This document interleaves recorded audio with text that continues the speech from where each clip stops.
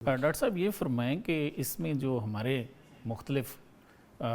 فرقے بن گئے ہیں جی تو فرقہ واریت کا کتنا رول ہے ہماری عدم برداشت میں؟ سر وہ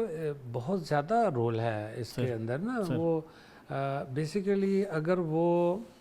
فرقے ہوں نا صرف قرآن و حدیث پر مبنی جی تو وہ تو دیکھیں ائمہ کرام کا اختلاف جو ہے امام احمد بن حنبل رحمۃ اللہ علیہ, امام شافعی رحمۃ اللہ علیہ, حضرت امام ابو حنیفہ رحمۃ اللہ علیہ, امام مالک رحمۃ اللہ علیہ, اختلافات انہوں نے بھی علمی اختلافات ان کے, لیکن آج تک کوئی بندہ ثابت نہیں کر سکتا کہ ان میں سے کسی نے دوسرے پر کیچڑ اچھالا ہو. یہاں تو اب کافر مشرک تک بات پہنچ تک تو مطلب وہ شروع ہی یہاں سے ہوتی ہے بات, شروع یہاں سے پہنچنا تو دور کی بات ہے, وہ شروع ہی یہاں سے ہوتی ہے. جو 4 لفظ پڑھ لیتا ہے کسی مدرسے میں 2 سال لگا لیتا ہے, 4 سال لگا لیتا ہے, یا مدرسے میں نہ بھی سوشل میڈیا ہی صرف دیکھ کر وہ مفتی بن جاتا ہے, بالکل اور وہ فتوے پہ فتویٰ جو ہے وہ صادر کر رہا ہوتا ہے کہ فلاں یہ ہے, فلاں وہ ہے, فلاں وہ ہے. بالکل ایسا. تو سر وہ یہ ہے کہ بیسیکلی ہم ادب الاختلاف سے دور ہو گئے ہیں. جو نبی پاک صلی اللہ علیہ وسلم کا طریقہ کار تھا, دیکھیں اختلافات صحابہ کے زمانے میں بھی تھے, اختلافات حضور صلی اللہ علیہ وسلم کے زمانے میں بھی تھے, لیکن ان کا ایک طریقہ تھا کہ نقطہ نظر آپ کا اپنا ہے, میرا اپنا ہے, میں آپ کا احترام کروں گا, آپ میرا احترام کریں گے. ٹھیک. تو ہمارے ائمہ کرام نے یہی درس دیا ہے, ہمارے اسلام نے بھی یہی درس دیا ہے, لیکن میرے نظر میں جو میرا مطالعہ کہتا ہے جب سے دین کے اندر جب پولیٹکس داخل ہو جاتی ہے, صحیح, ٹھیک ہے, جب وہ کسی کے کہنے پر آپ کوئی کام کر رہے ہوتے ہیں,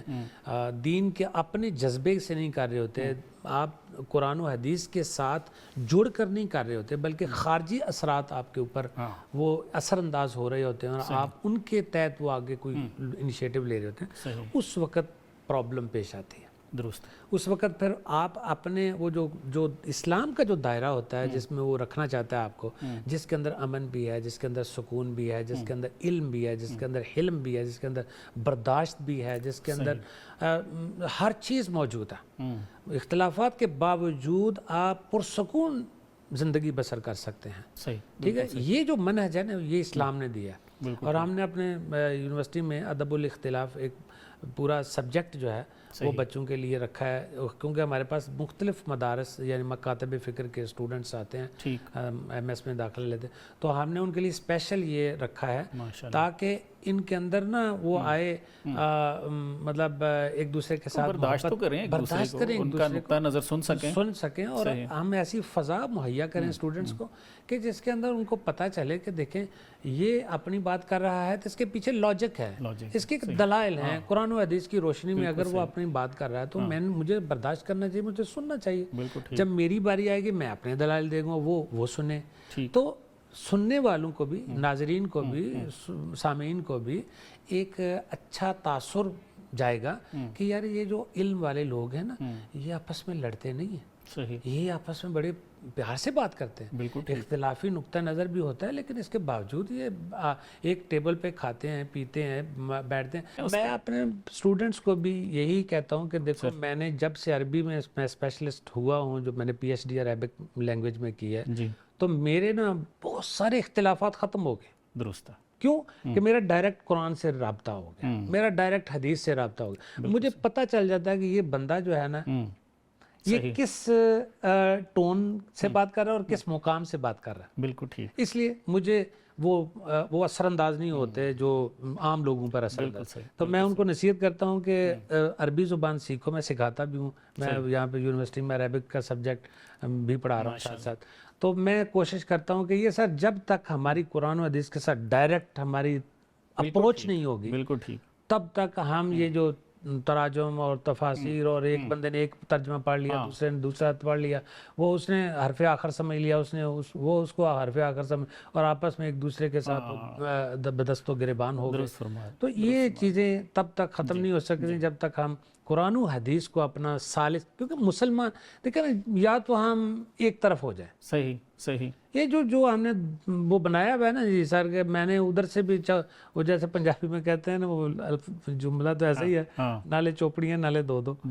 ہے نا جی، تو وہ ہم وہ دونوں طرف جانا چاہتے ہیں کہ ہم ادھر سے بھی مفادات حاصل کر لیں، اور یہ دین بھی ہمارے ساتھ ہے۔ بالکل صحیح، دین کہتا ہے دیکھیں آپ نے اگر میرا ہونا ہے نا جی تو پھر میرا ہی ہونا ہے، بالکل ٹھیک، اللہ کو شریک پسند نہیں، بالکل ٹھیک، ایسا ہی ہے نا، بالکل، اللہ وحدہ لا شریک ہے، جی اس نے اپنا شریک نہیں بنایا نا، اس نے اپنے دین کا بھی شریک نہیں بنایا، اس نے اپنے محبوب کا بھی شریک نہیں بنایا، بے شک ایسے ہی، ہے نا جی، ایسے ہی، ایک ہی محبوب بنایا، ایک اس کے علاوہ کوئی اس کا شریک نہیں بنایا، بالکل ٹھیک ہے۔ تو اس لیے اللہ تعالیٰ یہ شرک کا اللہ تعالیٰ جو کو یہ بات پسند نہیں، یہ ایک قسم کا شرک ہے نا، کہ مطلب ہم اللہ کو بھی اور سارا کچھ درمیان وہ چلائے جا رہے ہیں، جیسے آپ بات کر رہے تھے کہ ہم رک نہیں پاتے، جی جی، تو وہ یہ بات ہے بالکل کہ ہم فیصلہ نہیں کر پا رہے بالکل کہ ہم نے کدھر جانا ہے۔ بالکل تو جس دن ہم نے فیصلہ، جن ہستیوں نے فیصلہ کر لیا تھا کہ ہم نے کس طرف جانا ہے، صحیح، وہ پھر صاف ستھرے ہو گئے ہیں۔ اور دوسری بات جو آپ نے معیشت کے حوالے سے بات کی، مجھے ویسے ہی آپ کی بات سے یاد آ گیا کہ یہ جو ہے نا اسلام نے دیا ہے کہ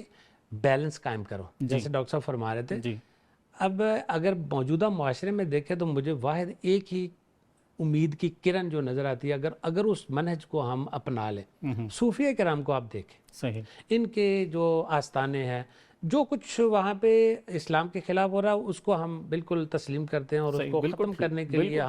ہم جو ہے نا وہ پورا وہ کوشش کرتے ہیں، اس کو شمار لوگ ایسے ہی بیٹھے ایسے ہی بیٹھے، اس میں کوئی شک نہیں۔ لیکن ایک چیز جو ہے نا وہ ہمیں اس کو ضرور دیکھنا چاہیے جی کہ وہاں کسی مسلک کے بارے میں نہیں پوچھا جاتا کہ کون ہے تم، لنگر جب تقسیم ہو رہا ہوتا، کسی مذہب کے بارے میں نہیں پوچھا جاتا کہ تم سکھ ہو، تم ہندو ہو، تم کون ہو، کوئی نہیں۔ صحیح، انسان اللہ کی مخلوق، بے شک، کیوں کہ وہ جو وہاں پہ مدفون ہیں، انہوں نے یہی سکھایا، ان کا فلسفہ یہی تھا، ان کا فلسفہ یہی تھا کہ بھائی دیکھیں بات یہ ہے کہ تم نے اللہ رسول کے لیے کرنا ہے، ٹھیک ہے، تمہارا تعلق اللہ رسول کے ساتھ، بالکل ٹھیک ہے، بالکل، تم نے نماز پڑھنی ہے اللہ کے لیے پڑھنی ہے، تم نے اللہ کے راستے میں دینا اللہ کے لیے دینا ہے۔ اور ان کا ہمیشہ سے رہا، آج تک بھی یہی ہے کہ امیروں سے لے کر غریبوں کو تقسیم کرنا، وہ ایک حمزۃ الوصل کہتے ہیں جس کو، ایک وہ رابطے کے طور پر کہ وہ لوگ آتے ہیں وہاں پہ دیتے ہیں، وہ لنگر شریف چل رہا ہے 24 گھنٹے، جو جا رہا ہے کھا رہا ہے، کتنے بھوکوں کو مطلب کھانا دیا جا رہا ہے۔ دین اسلام کے مختلف امور سے آگہی کے لیے